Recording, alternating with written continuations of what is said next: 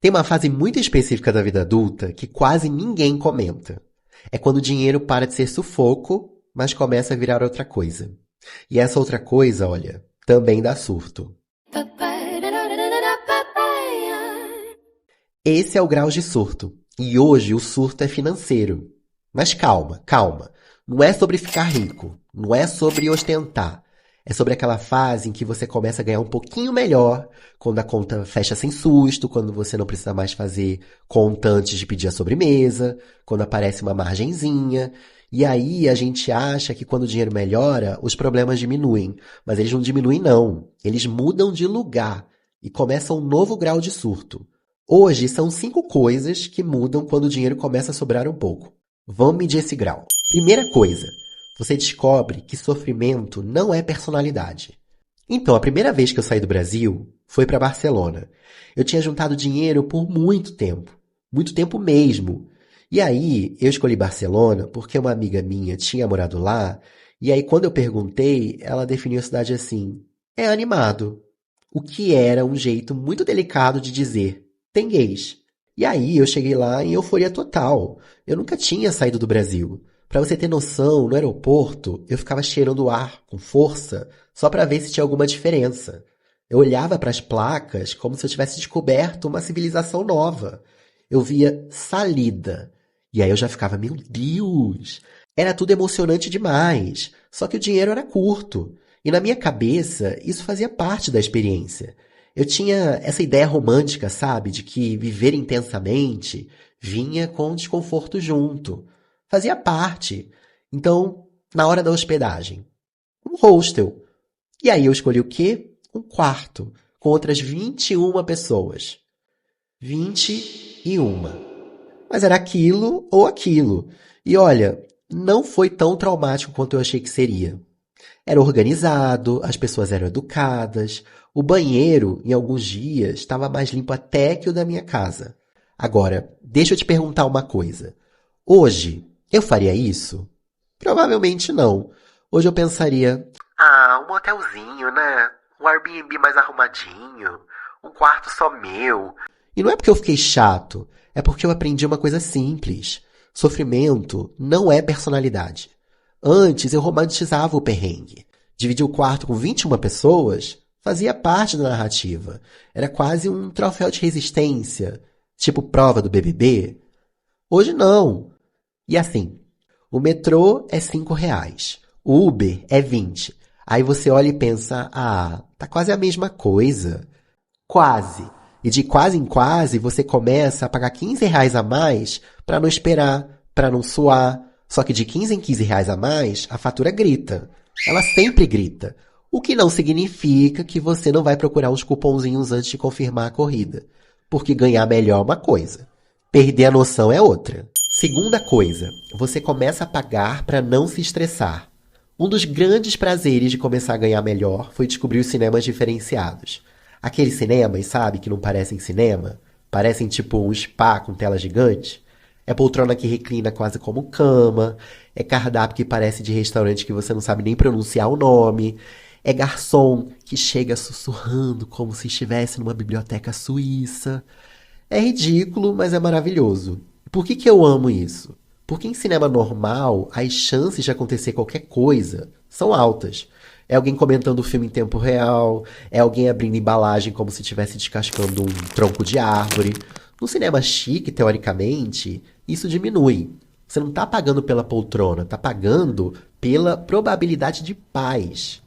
Claro, não é garantia, já aconteceu comigo. Cinema caro, ambiente elegante, taça de champanhe e um grupo de mulheres claramente vivendo aquele reality show da Band, lembra? Mulheres ricas, comentando cada cena, gritando, reagindo ali como se o elenco tivesse na frente delas.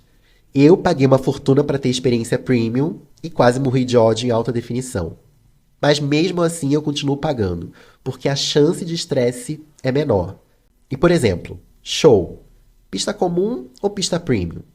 Você com certeza já olhou e pensou, ah, já que eu tô aqui, pista premium. E não é sobre luxo, é sobre não querer passar 3 horas vendo seu artista favorito pelo telão. Claro, Pode ter um poste humano na sua frente, aquele cara de 2 metros com genética privilegiada para arruinar a experiência alheia. Ou então você pode ficar mais atrás e acabar vendo Harry Styles do tamanho de uma formiga estilosa, mas pelo menos você tentou. Você pagou pela tentativa de ter menos frustração. E é isso que muda. Você começa a pagar pela redução de risco emocional, para não pegar fila, para não dividir espaço. Não é ostentação, é preservar o humor. O problema é que essa lógica é uma lógica viciante. E aí você monta uma vida onde quase tudo é uma taxa anti-estresse. E a fatura lá, silenciosa, observando. Terceira coisa, você começa a ter medo de descer de padrão. Vou começar com uma confissão aqui. Um dos assuntos que mais aparecem na minha terapia é um medo muito específico. O medo de perder tudo. Perder emprego, ser despejado, não ter dinheiro para comprar ração para o meu cachorro. É um medo real. E é um assunto muito delicado, né? Porque tem gente que vive isso de verdade. Gente que tá na rua, gente que perdeu tudo mesmo. E isso não é brincadeira. Mas o que eu tô falando aqui é um medo psicológico que aparece quando você começa a ter alguma estabilidade. Antes, o sufoco era sobreviver ao mês. Agora, o medo mudou de forma. É algo como: e se eu perder isso? É diferente. Você assume compromissos, você apoia alguém, você se acostuma com o conforto. E aí, qualquer ameaça vira tipo um efeito dominó. Se eu perder o emprego, se eu não conseguir outro no mesmo nível, se eu tiver que reduzir tudo, se eu tiver que parar de ajudar alguém que eu ajudo. E aí a mente vai pro extremo. Em 5 minutos você já tá morando numa kitnet imaginária. Já escolheu o bairro, já tá calculando o aluguel, já tá discutindo com um síndico fictício sobre a taxa de condomínio que subiu. Você já viveu essa vida toda na sua cabeça antes de terminar o café da manhã. É impressionante como a imaginação trabalha rápido quando o assunto é catástrofe, né? E o curioso é que esse medo aparece justamente quando você está melhor. Você começa a ter mais a perder. E aí as pequenas coisas ganham uma proporção enorme. Tipo, o chefe te chama para conversar, pronto. Você já está pensando em quantas vagas você vai ter que se candidatar para arranjar outro emprego. Não é mais sobre faltar hoje, é sobre cair amanhã. E tem uma parte meio engraçada nisso tudo, porque você continua fazendo plano B, plano C, plano D na sua cabeça.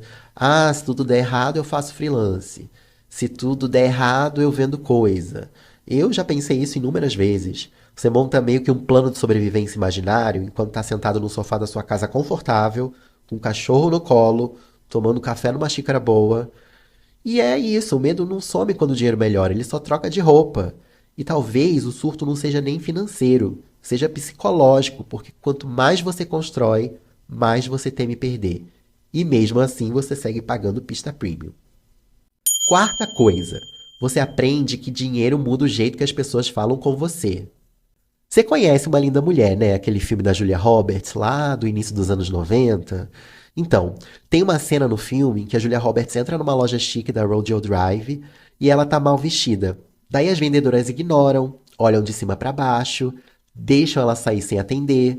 Daí, depois ela volta. Mesma pessoa, só que agora com sacolas de outras lojas caras, bem vestida, com dinheiro visivelmente gasto. As mesmas vendedoras correm para atender. E a Julia Roberts olha para elas e fala com toda a calma do mundo: vocês cometeram um erro grande, muito grande.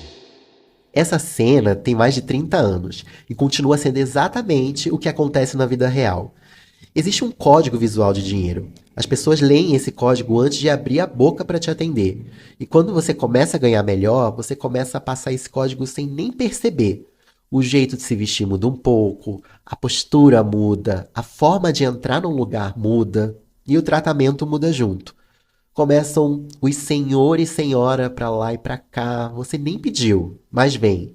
E olha que quem tem grilo com idade, nessa hora surta, né? Na loja, já não te mostra a opção básica. Começam direto pela versão mais cara, com uma naturalidade impressionante. Na lojinha da esquina, você vai comprar chiclete, daí te oferecem o importado artesanal com essência de hortelã orgânica cultivada na Islândia. Antes era Trident, agora é experiência sensorial. E isso começa a escalar para outros lugares também. As pessoas começam a pedir sua opinião. Qual hotel você recomenda? Qual restaurante vale a pena, mesmo que você nunca tenha ido para o tal lugar? E tem um nível acima que é ainda mais estranho. As pessoas começam a concordar mais com você. Não é que as suas opiniões ficaram melhores, é que a sua renda subiu. E isso vira credibilidade automática, como se o dinheiro fosse sinônimo de razão. Internamente, você continua sendo a mesma pessoa que pesquisa cupom antes de finalizar a compra, mas externamente você virou alguém que sabe das coisas. A Julia Roberts voltou na loja com as sacolas, você nem precisa voltar, você já entra diferente. E às vezes você nem sabe direito se está pronto para esse personagem que começaram a projetar em você. Quinta coisa, você descobre que continua inseguro, só que mais confortável. Porque é isso, você começa a ganhar melhor, o mundo te trata diferente, te veem como alguém resolvido, e você pensa, gente, eu ainda sou eu. O dinheiro melhora muita coisa, claro, mas ele não instala autoconfiança automática. Não vem com um upgrade emocional incluído. E os exemplos disso não faltam, né?